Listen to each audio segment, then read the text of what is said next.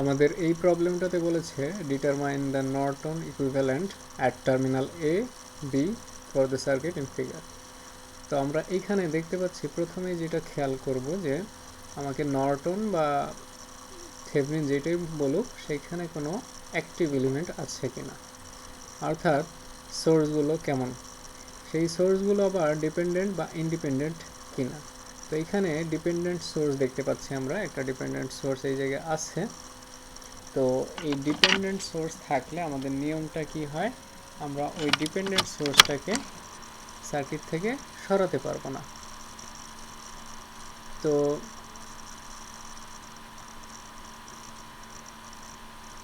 এই যে আমরা এখানে দেখতে পাচ্ছি এটা হচ্ছে আমার ডিপেন্ডেন্ট সোর্স।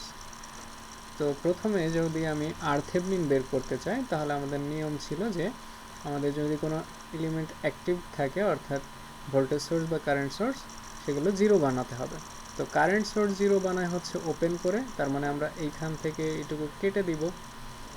তাহলে সার্কিটটা যদি আমি রিড্র করি তাহলে আসলে সার্কিটটা এরকম হয় যে এইখানে আমার ডিপেন্ডেন্ট সোর্স থাকবে, একে আমি সরাতে পারবো না।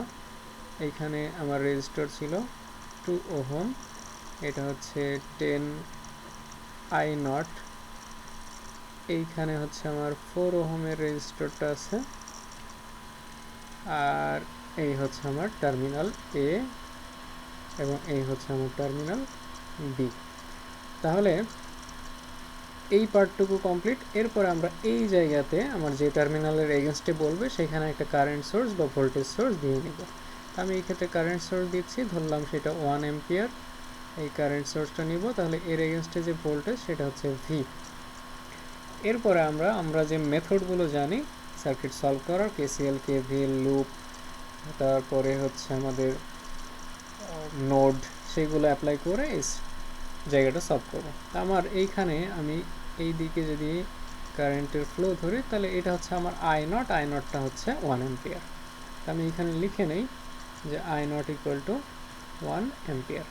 এবার আমি যদি এখানে কেভিএল লাগাই অর্থাৎ লুপ ইকুয়েশনটা লিখে ফেলি, তাহলে আমার লুপ ইকুয়েশন দাঁড়াচ্ছে হচ্ছে এই যে এখান থেকে যদি আমি শুরু করি এই যে ভি এর এগেনস্টে, তাহলে মাইনাস ভি প্লাস 2 ওহমের এগেনস্টে আই নট আসছে মাইনাস 10 আই নট, এখানে আমি বড় হাতেরই লিখি, plus 4 I not equal to হচ্ছে 0।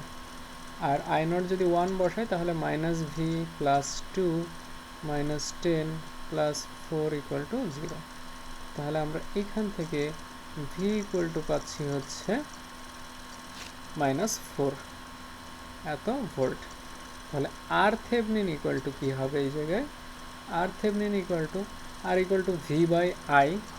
তাহলে আমি ভি বাই আই নট এটা লিখি, ভি হচ্ছে আমার -4 আর আই নটটা আমরা 1 অ্যাম্পিয়ার ধরেছিলাম, তাহলে এটা হচ্ছে -4 ওহম। এইখানে আমার এই রেজিস্ট্যান্সটা মাইনাস কেন আসলো, কারণ এই জায়গায় একটা অ্যাক্টিভ এলিমেন্ট আছে। সেই অ্যাক্টিভ এলিমেন্ট থাকলে আমার রেজিস্ট্যান্সটা মাইনাস আসতে পারে। পিওরলি প্যাসিভ সার্কিট ছাড়া আমরা পজিটিভ যে রেজিস্টর বা রেজিস্ট্যান্স সেটা পিওরলি প্যাসিভ সার্কিটে পাবো। আচ্ছা, এরপরে আমরা এইখান থেকে থেভনিন ভোল্টেজটা বের করে নেব। তো থেভনিন ভোল্টেজের জন্য আমার ফুল সার্কিট এইটাই থাকবে, তবে যে জিনিসটা দেখতে হবে যে আমরা এ আর বি এর এগেনস্টে হচ্ছে এই জায়গায় প্লাস মাইনাস ভি থেভনিন দিয়ে নেব। এখন একটা জিনিস খেয়াল করি যে এই জায়গাটা কিন্তু ওপেন আছে, তো ওপেন থাকার জন্য এই জায়গাতে কোনো কারেন্ট ফ্লো হবে না। তো আমি যদি এই কারেন্টটা আই নটটা বলি, তো এই কারেন্টটা আসলে এই 2 অ্যাম্পিয়ারটা এদিক দিয়ে যাবে, কারণ এইখানে যেহেতু ওপেন আছে এই এ বি প্রান্ত, এদিক দিয়ে কোনো কারেন্ট যাবে না।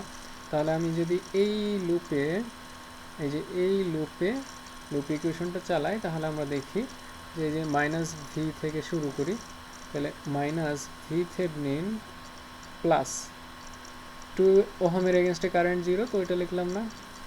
তাহলে minus V Thevenin -10 I not plus 4 I not equal to 0। আর এই জায়গায় আই নটটাই কি আমার এই 2 ampere, so I not equal to 2 ampere. যদি মান বসাই তাহলে মাইনাস ভি থেভনিন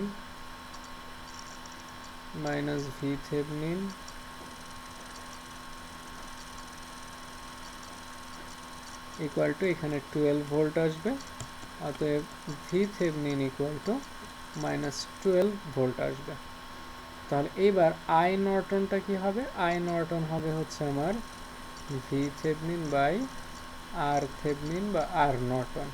আমরা জানি থেভনিন রেজিস্ট্যান্স এবং ভোল্টেজ সেম হয়, এই নর্টন রেজিস্ট্যান্স সেম হয় 12 ভোল্ট মাইনাস 4 ওহম, তাহলে এটা হচ্ছে 3 অ্যাম্পিয়ার। তাহলে আমার সার্কিটটা কেমন হবে? সার্কিটটা হবে এইটা, এই যে আমার আই নর্টন, তার সাথে একটা প্যারালাল রেজিস্ট্যান্স, এটা হচ্ছে 3 অ্যাম্পিয়ার, এটা হচ্ছে আমার এ বি প্রান্ত, এটা হচ্ছে R Norton equal to -3 sorry -4 ohm.